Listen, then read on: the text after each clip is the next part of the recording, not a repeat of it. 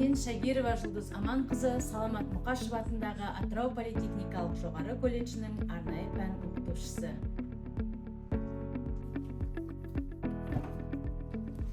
Әдетте тәрбие шарасын өткізу үшін тақырыпты зерттеу, құрылымдау, көрнекілік жасау сияқты ақпараттарды дайындау оқытушының көп уақытын алатыны сөзсіз. Ал мен педагогикалық қызметінде жасанды интеллект құралдарын пайдалана отырып, өз жұмысымды жеңілдете аламын.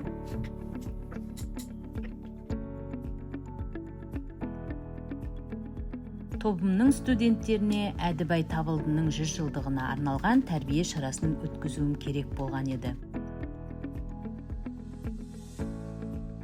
Бұл жерде тәрбие шарасының жоспарын жасау үшін мен Копилот жасанды интеллектінің көмекші құралын пайдаландым. Алдымен Әдібай Табылдының 100 жылдығына арналған тәрбие шарасының жоспарын жаса, оқушыларға арналған шығармашылық тапсырмалар қос, поэзиялық оқу, әдеби талқылау және интерактивті ойындар енгіз деген промпт жаздым.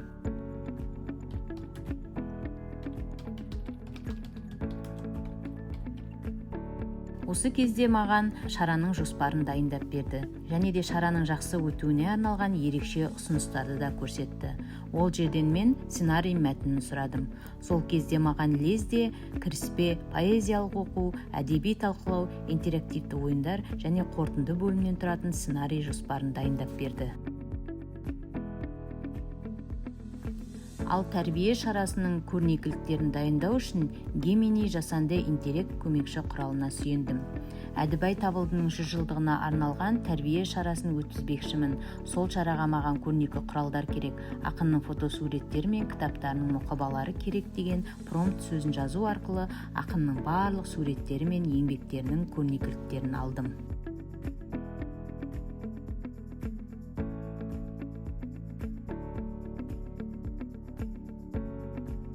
Әдетте бірнеше сағат алатын дайындық жұмысы жарты сағатқа қысқарды. Материалдар көрнекі әрі тартымды болды. Бұл тәжірибе жасанды интеллект құралдарының педагогикалық қызметте рутинаны азайтып, шығармашылыққа көбірек уақыт бөлуге мүмкіндік беретінін дәлелдеді.